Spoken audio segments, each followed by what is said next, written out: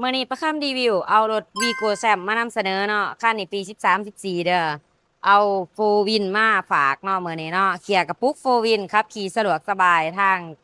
สบายกับขี่ได้ทางยากกับแฮงขี่ดีเนาะคันนี้เนาะสีปอนทองงามๆเลยเด้อโสมหนาแซมเนาะโสมหนางามๆตาฟื้นตาไฟแจ่งๆแจ่มๆแบบนี้เด้อแม็กเดิมๆมาจากตัวรถมาจากโรงงานเนาะออปชั่นเต็มเด้อตัวนี้เด้อออปชั่นตัวจีเนาะแวนสามารถปรับพับได้สะดวกสบายพวงมาลัยมัลติฟังก์ชันเนาะหุ่มฮอเบาะหนัง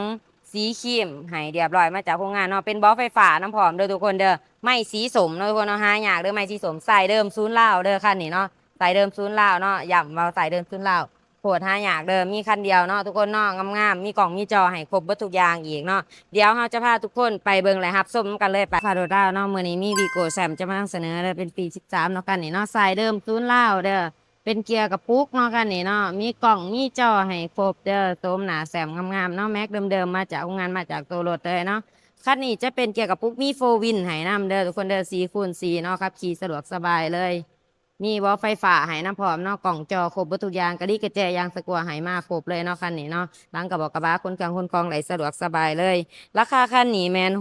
655 ล้านกีบเนาะมาโอ้มาล่มกันได้ใจสดใจผ่อนเป็นเดือนเป็นปีเลยเนาะ ผ่อนได้ทุกสกุลเงินเด้อสำหรับลูกค้าท่านใดต้องการเอารถมาแลกมาเปลี่ยนมาเทิร์นกันก็ได้ติดต่อมาเอาได้ที่เบอร์9733069หรือ2ทางแฟนเพจจีนเราค่ะรถเราของเราเลยมาเบิ่งทางในน้ำกันเนาะทางในหุ่มฮอบ่หนังสีครีมเด้อสะอาดสร้างเนาะทางในเป็นสีครีมเลยเนี่ยงามๆมีเบาะไฟฟ้าให้น้ำพร้อมสามารถปรับได้8 ระดับเนาะสะดวกสบายหนึ่งไปหนาเอ็นไปหลังเนาะสบายเลยขอบขางหุ่มฮอหนังมาให้จากโรงงานเบิดทุกอย่างเลยเนาะ อีกเป็นลำโพงทั้งเทิงแล้วก็ทั้งรูมอีก4 ข้างประตูเสียงดังฟังสุ่มเนาะใครมาเบิ่งของผู้โดยสารบัดนี้บอลคนนั่งเนาะคนขี่กว้างสามารถนั่งได้หลายคนเลยหุ่มห่อเบาะหนังสีครีมเช่นเดียวกันเนาะคุมโทนสีครีมงามๆสะอาดสะอ้างในตารถนี่มันเดิมๆเด้อทั้ง4 ข้างประตูของเฮานี่มันเดิมเบิดเลยเนาะมิดอาร์ของเฮาอยู่ครบทุกจุดทุกเม็ดเบิดเลยเด้อ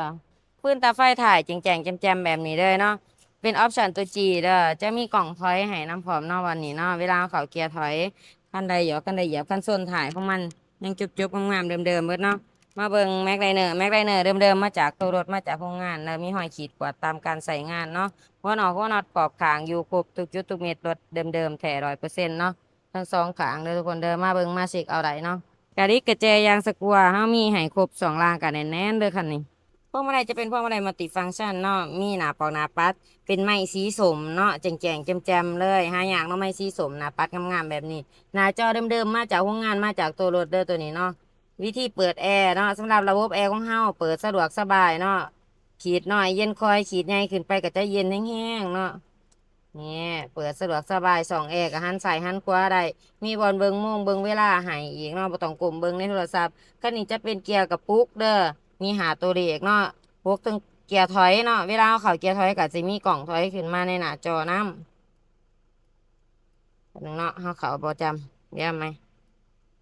นี่จะมีกล่องถอยขึ้นมาในหน้าจอน้ำเนาะทุกคนเนาะผู้ใดอยากใส่จอ Android ขั้นบ่อยากใส่จอเดิมก็สามารถโอ้ร่มกันเด้อโอ้ร่มกันได้เนาะคันใดราคากันเท่ากับใส่ให้ได้เด้อทุกคนเด้อมาเบิ่งของเจ้าของเครื่องน้ำกันเลยเนาะฟังเสียงจากเสียงเครื่องน้ำกันเลยจากดีไอเย็นส่งแรงแหนนบัวบ่ซื้อหมอฟืนหมอไฟยังใหม่ๆแจ่มๆอยู่เนาะ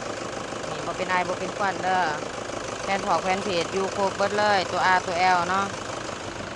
ต่างนี่เนาะเด็กกัน2 กัน 4อยู่ครบเบิดตัว R เนาะอยู่ครบเนาะฟ้ากระป๋องกระโปรงเดิมๆเบิดทุกอย่างเลยเด้อทุกคนเด้อโลโก้โตโยต้าก็ยังอยู่ครบนะคะประกันหายโดนกันนี่เดิมแท้100%เด้อเอาไปเต็มเลยทุกท่านเด้อกับวีโก้แชมป์คันนี้เนาะปี13 14งามๆเลยตาพื้นตาไฟแจ่งๆแจ่มๆเป็นเกียร์กับปุ๊กโฟวินเนาะคันนี้เนาะสายเดิมศูนย์ลาวเด้อราคาแม่น655 ล้านกีบใจสดใจผ่อนเป็นเดือนเป็นปีได้ผ่อนได้ทุกสกุลเงินเนาะ สำหรับลูกค้าท่านใดต้องการเอารถมาแลกมาเปลี่ยนมาเทิร์นก็ได้ติดต่อมาเฮาได้ที่เบอร์9733069หรือ2 ทางแฟนเพจ JN ลาวคาโดนลาวของเฮาเนาะฝากกดไลค์กดแชร์กดติดตาม2ของเฮาไว้เพื่อบ่พลาดคลิปดีๆคลิปความรู้และรถงามๆที่เฮาเอามานำเสนอให้ทุกคนได้เบิ่งได้ชมกันเนาะขอขอบใจทุกคนที่รับชมบ๊ายบาย